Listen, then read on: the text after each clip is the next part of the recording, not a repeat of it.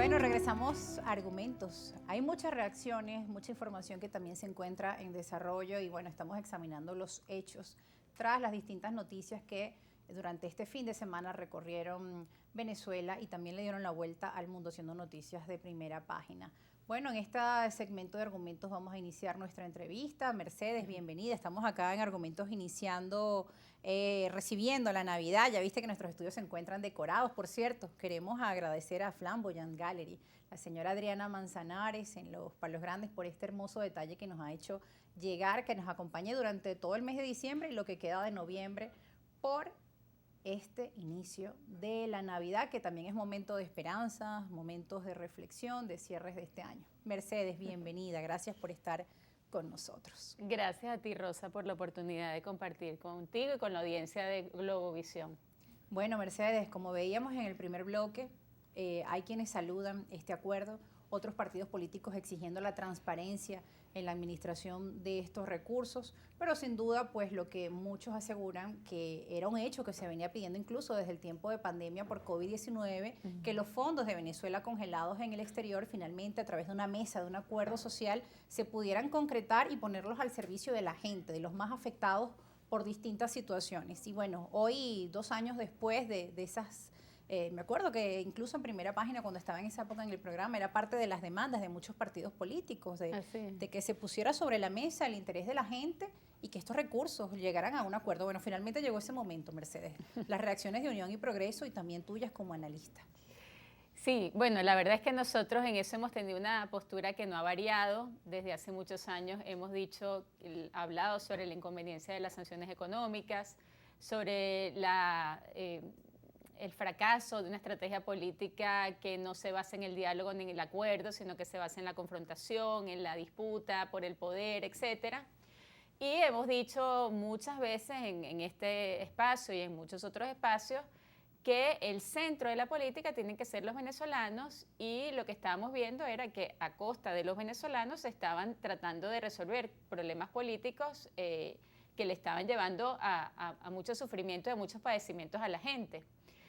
De este acuerdo, Rosa, creo que hay que resaltar algo muy importante, y es que este acuerdo está enmarcado en lo que podríamos reconocer como una normalización de las relaciones entre Venezuela y Estados Unidos, ¿no?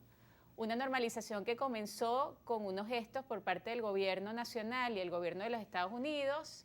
El embajador de Venezuela en Estados Unidos, de Estados Unidos en Venezuela, James Tory, se reunió con el presidente Maduro. Después hubo un reconocimiento de ambos gobiernos con la liberación de prisioneros. Sí. Y claramente todo este acuerdo está enmarcado en esa normalización que además urge por el problema energético mundial y por la necesidad de contar con el petróleo venezolano, ¿no? Todo lo que contribuya a esa normalización internacional a nosotros siempre nos ha parecido bueno y necesario.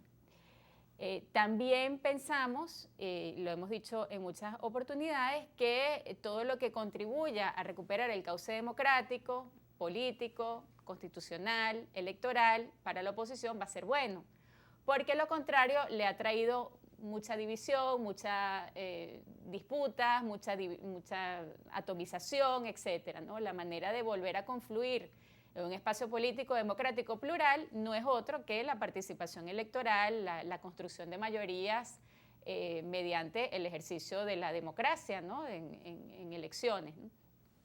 Por lo tanto, esperamos que de este acuerdo, pues poco a poco se vayan llegando también esos temas políticos que contribuyan a la recuperación institucional y democrática del país. El tema económico, que no tanto con la liberación de fondos que van para ayudas muy concretas, sino con el otorgamiento de licencias petroleras, sí. El mejoramiento económico de Venezuela no se va a dar separado de la reinstitucionalización política, ¿no? Y eso es importante. Estados Unidos tiene relaciones diplomáticas con muchos países y algunos de ellos no son democráticos, ¿no? Sin embargo, al estar nosotros en este hemisferio, en el mismo hemisferio de los Estados Unidos, al ser un país occidental, y por la misma trayectoria venezolana de nuestro proceso histórico, tenemos que reconocer que la única manera de que el cambio económico se dé de manera estable, inclusiva y total, sostenible, es mediante un progreso en las variables democráticas que tenemos que ir recuperando.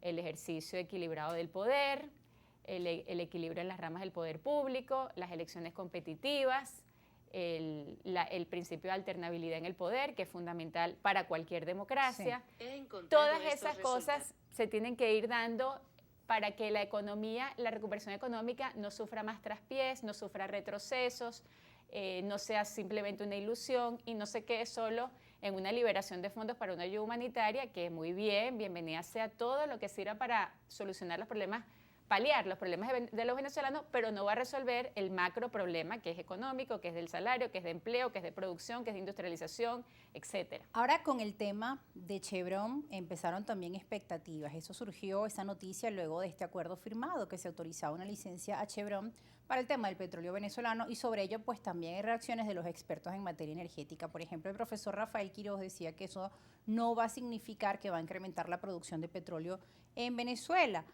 Por otro lado, Calderón Berti decía que no debemos magnificar el tema de Chevron. Decía, será renovado cada mes, es por 6 meses, el régimen no percibirá ingresos, el crudo va para Estados Unidos y los ingresos son para cobrar la deuda que el régimen tiene con la empresa, según Humberto Calderón Berti. Víctor Álvarez decía, flexibilizar sanciones es más urgente para Estados Unidos que para Venezuela, y esto por todo el tema de la crisis energética que hay en el mundo. Entonces, bueno, son muchas las reacciones que hay, muchos puntos de vista, y obviamente en estos momentos la población venezolana lo que quiere saber es que si este signo, si estos símbolos o estas firmas de acuerdos que se han venido registrando son pasos importantes para esa recuperación económica. También cuando se hablaba del tema del acuerdo social, algunos sectores decían, bueno, ¿y esto significará aumento del salario? No, no significa un aumento del salario. Tiene un propósito específico, pero a fin de cuentas lo que quieren los venezolanos saber, sus expectativas están centradas en ese tema, en el económico. ¿Mejorarán los índices de la economía venezolana en la medida que se flexibilicen las sanciones a Venezuela? ¿Vienen esa flexibilización de sanciones en camino a partir de estos gestos que hemos venido viendo? Mira, pienso que sí, pienso que todos estos gestos que se han dado de acuerdos, de negociaciones, de licencias, tiene que ver con una flexibilización del tema sancionatorio. Los procesos de apertura petrolera, que creo que es más o menos lo que vamos a vivir en los próximos años, siempre tienen grandes interrogantes, ¿no? ¿Será negocio, no será negocio? ¿Cuáles van a ser los precios del petróleo? O sea, nosotros hemos llegado a depender patológicamente del petróleo, ¿no? Claro. Y algunos voceros muy importantes del país, como Fede Cámaras, por ejemplo, han hablado de la necesidad, y lo han repetido muchísimo, de pensar un modelo económico que no sea tan dependiente del petróleo, porque hablan de una renta, de un modelo rentista que se agotó, que ya da signos de que está muriendo, ¿no? Sin embargo, el petróleo sigue siendo un producto importantísimo en Venezuela, y mientras haya petróleo y haya mercado, pues se tiene que buscar recuperar esa industria, ¿no? Claro, quedan todavía unos años.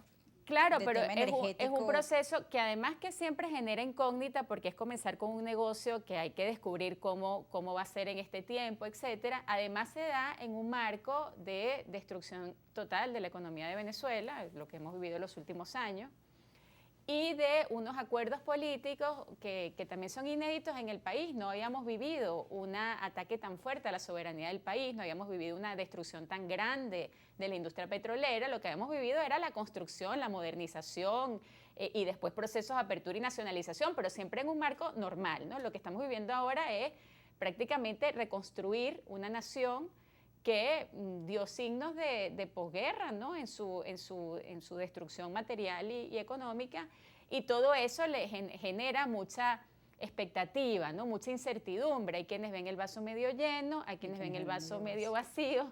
Los expertos petroleros, pues algunos lo verán con mucho optimismo, sobre todo los más cercanos al gobierno, otros verán la cuesta que hay que escalar, que francamente es muy empinada. Lo importante es que estos pasos se tenían que dar, ¿no? No podíamos seguir en el hueco esperando, no sé, un acto de magia, o los pasos se tenían que dar y la cuesta hay que remontarla, bueno, por más difícil que sea. Son pasos importantes y parte de un proceso de reconstrucción de la industria petrolera en nuestro país que, como tú dices, tiene que darse antes de que el tema del recurso del petróleo pues ya no sea necesario en un mundo que está caminando a la sustitución del petróleo, a las energías verdes, pero sabemos que eso también toma un tiempo. Son parte de los procesos y nosotros al regreso de la pausa vamos a seguir conversando con Mercedes Malavé sobre el tema de los diálogos, de los acuerdos, de las negociaciones en nuestro país y también de cara a lo que se viene, al 2023, elecciones primarias, elecciones presidenciales. No se aparten, que ya regresamos con más argumentos.